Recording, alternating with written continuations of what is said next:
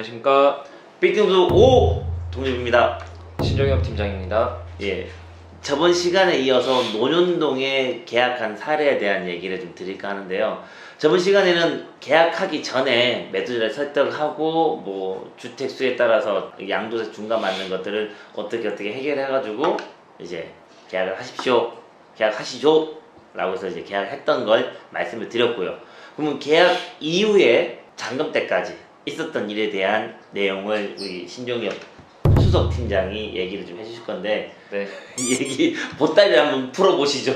계약하고 잔금까지 굉장히 바쁘게 움직였었고요. 그 이유가 일단 나대지 상태로 저희가 잔금을 치르기로 했기 때문에 계약을 11월 중순경에 했는데 이제 세입자 명도가 11월 말에 이루어지고 실질적으로 대출 스케줄에 맞추기 위해서 주택이었던 부분 때문에 나대지 상태로 그래서 주택인 걸 대출받기 위해서 근생을 용도 변경 많이 하잖아요. 네. 근데 이번 건 같은 경우는 용도 변경이 아니라 아예 그냥 주택 기존 건축물에 멸실하는 걸로 갔단 말이에요. 네. 그 멸실을 하는 걸로 간 이유는 뭡니까? 어차피 신축을 해야 하는 물건이기 때문에 용도 변경하는 추가적인 절차가 필요한 거고 그만큼 비용이 더 드는 상황이기 때문에 이제 매수자가 가지는 나중에 공사 비용을 줄이고 네. 어차피 신축할 거니까 그냥 기존 건축물 없애버리자 맞습니다. 라고 이제 방향을 잡았던 건데, 네. 그런 상태라서 일단 철거업체부터 당연히 계약 전부터 수소문을 했는데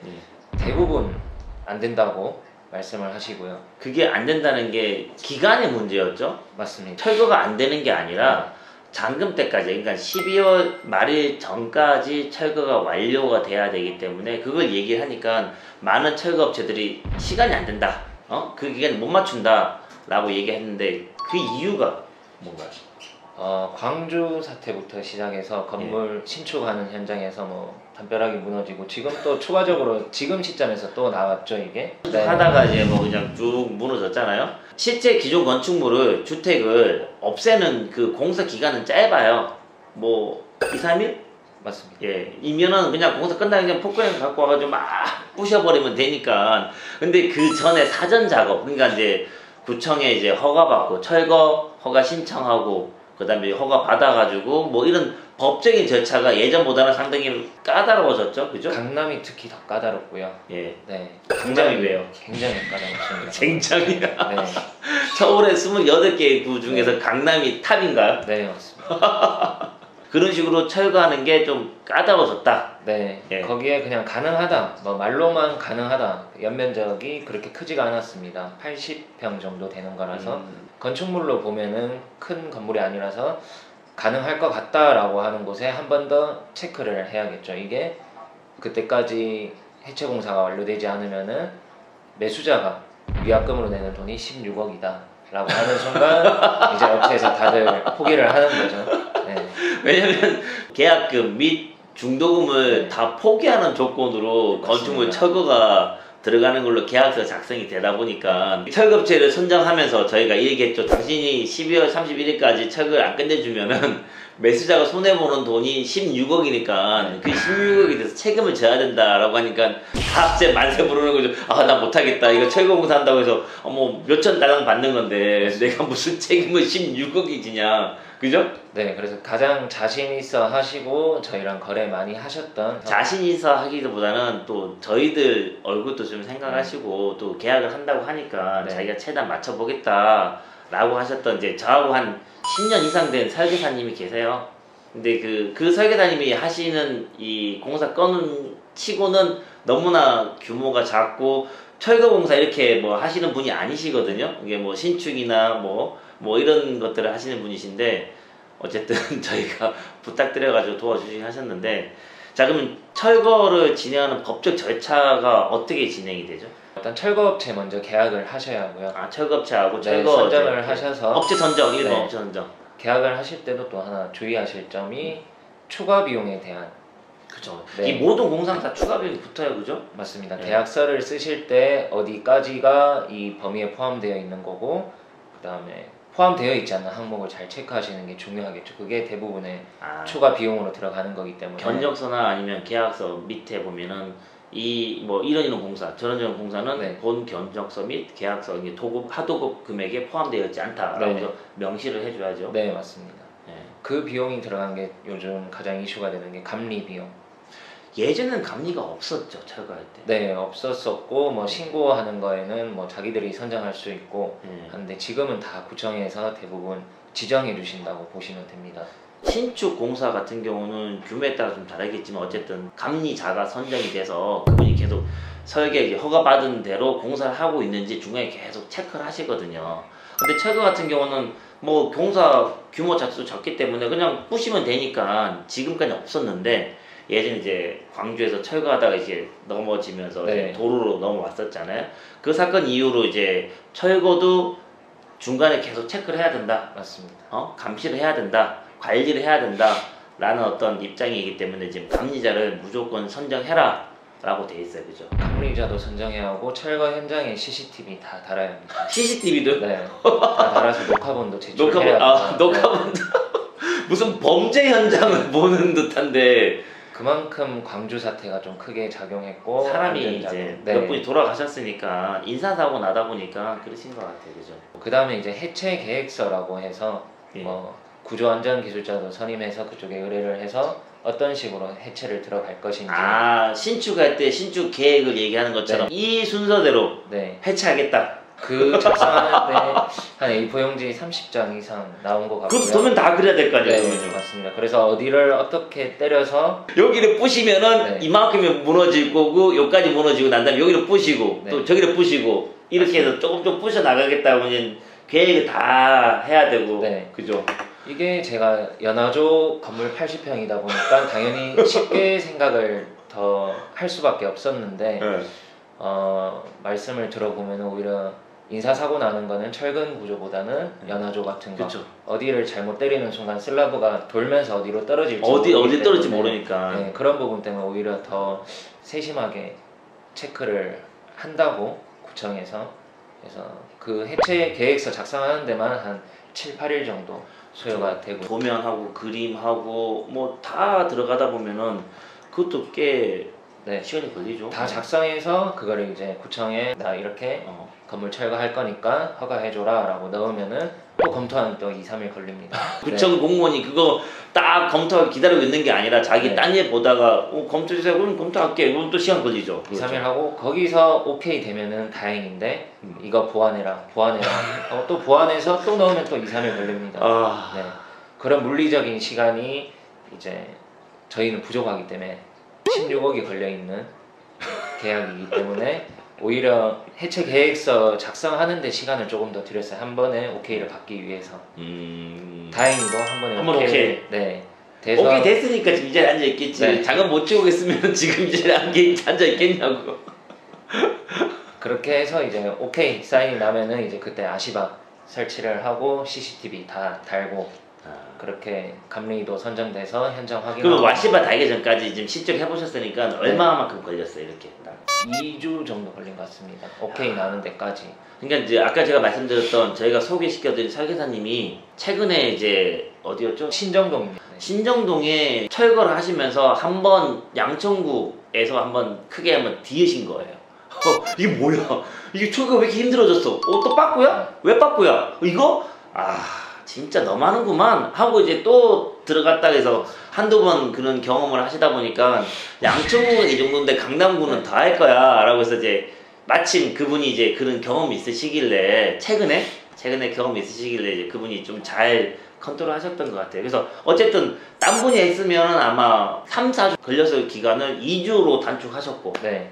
그리고 와시바 치고 아까 얘기한 것처럼 현장 구청에서 또 확인합니다. 이제. 현장 나와서 네, 또 현장 나와서 오케이 이제 거기서 또 오케이 사인이 나야 합니다. 그래서 2주 걸려서 이제 철거 허가 받았고 네. 그 다음에 구청 직원이 나오고 뭐 검사하고 와시바 치고 이런 데도 2, 3일 걸렸을 거고 네. 그죠? 그러면 일단 이 기간 동안 20일이네. 맞습니다. 그 전에 들어갈 때 또 그냥 작은 부분인데 정화조 청소 영수증도 첨부가 돼야 하고요. 먼저 정화조 청소해야 되니까 네, 그래서 그것도 사전에 미리 정화조 청소 또 날짜 잡는데 업체하고도 날짜 네, 선정해야 되잖아요. 네, 선정해서 미리 다 해서 끊어 두시는 게 가장 좋은 방법이고요.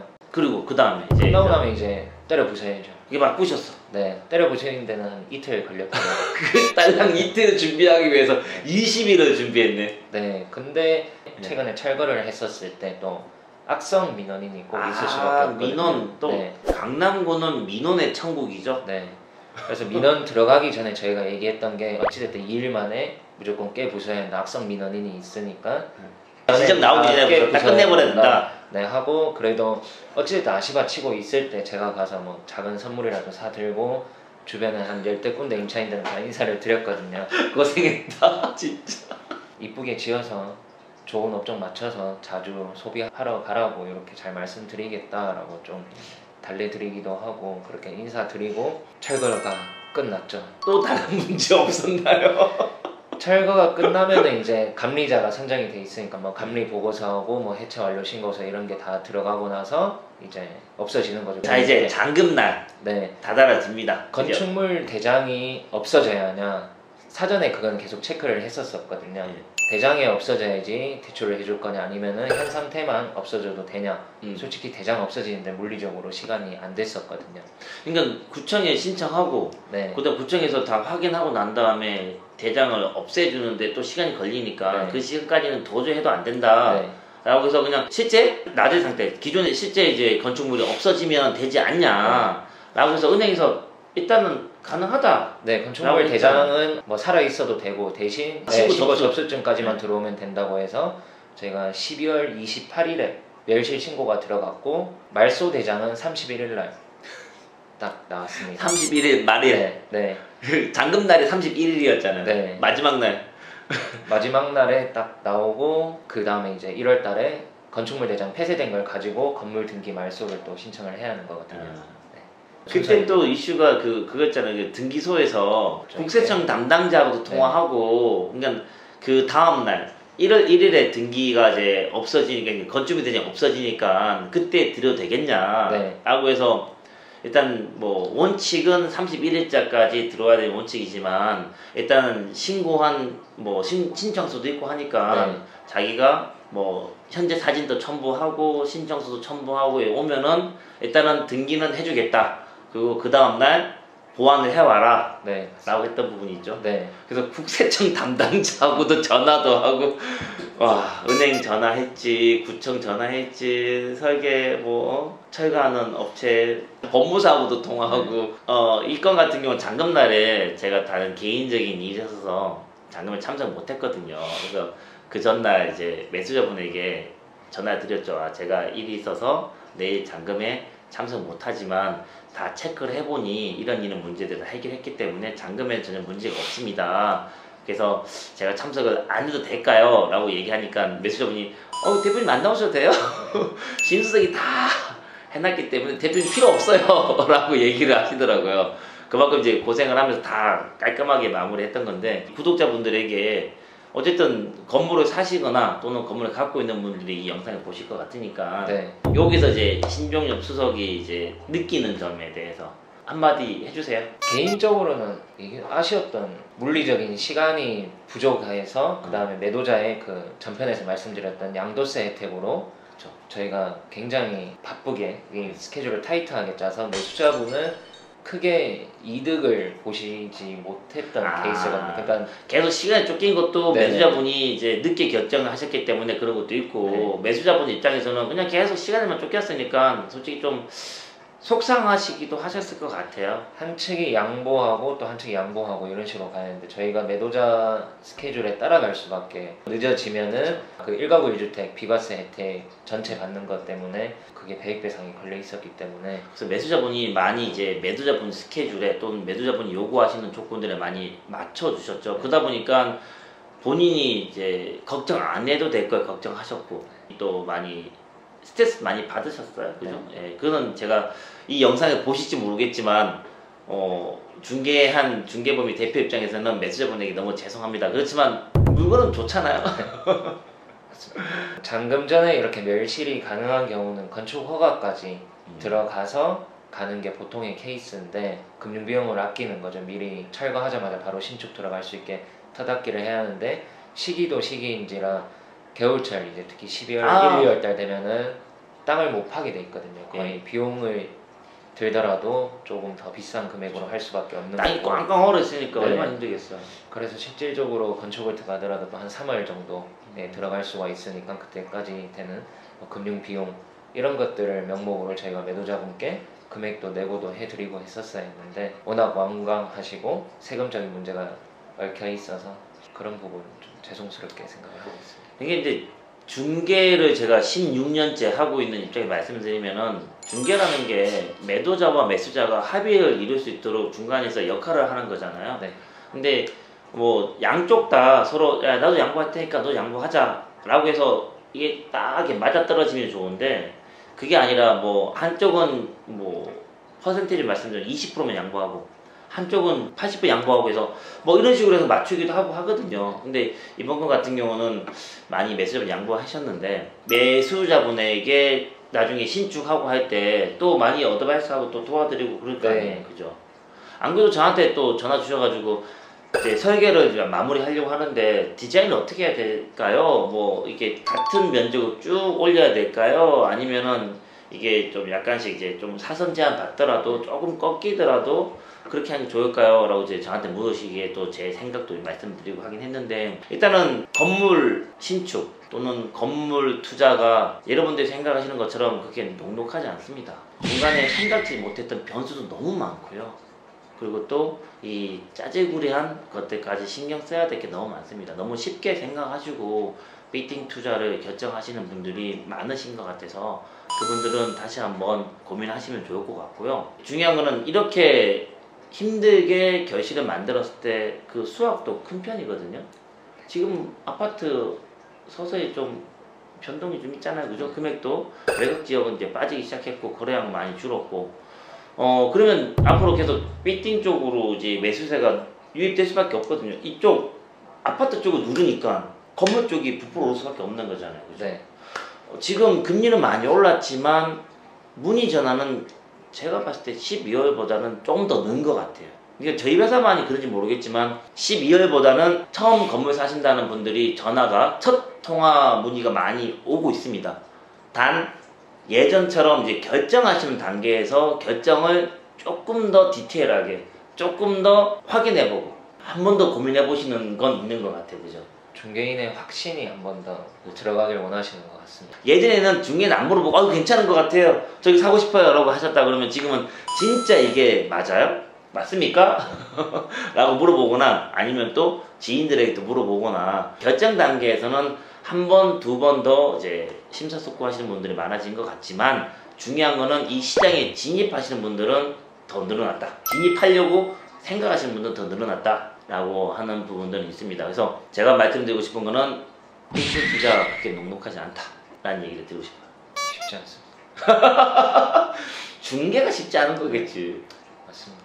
자, 다음에도 또 이런 건 있으면 합니까? 네, 물론 하고요. 더 자신 있고 기간도 당연히 넉넉하게 잡는 계약이면 철거에 대해서는 대표인 저보다 이 신중임 수석이 더 잘 알고 있습니다. 한 달 내내 업체들하고 통화하면서 한 달 내내 붙잡고 살았으니까, 그죠? 예. 철거 뭐 관련된 중개건 있으시면은 신중 수석에게 문의하시면 좋을 것 같고요. 자, 그리고 이제 3월 달부터 착공이 들어갈 걸 예상을 하는데 뭐 다음에도 뭐 설계라든가 아니면은 뭐 조감도라든가 이런 것들을 매수자분에게 받아서 또 지금이 이 논현동 신축 프로젝트에 네. 관련된 영상 두 번째였고요. 오늘이 다음에는 3편, 4편, 5편 계속 준비를 해서 이 건물은 완공 때까지 그리고 또 이제 임대차 다 완성하는 데까지 저희가 쭉 이어서 영상들을 제작을 해서 올려드릴 거니까 틈틈이 보시고 따라오시면 좋을 것 같습니다. 다음 논현동 신축 프로젝트 3탄 기대해 주시고요. 오늘 영상은 이만 마치도록 하겠습니다. 감사합니다. 감사합니다.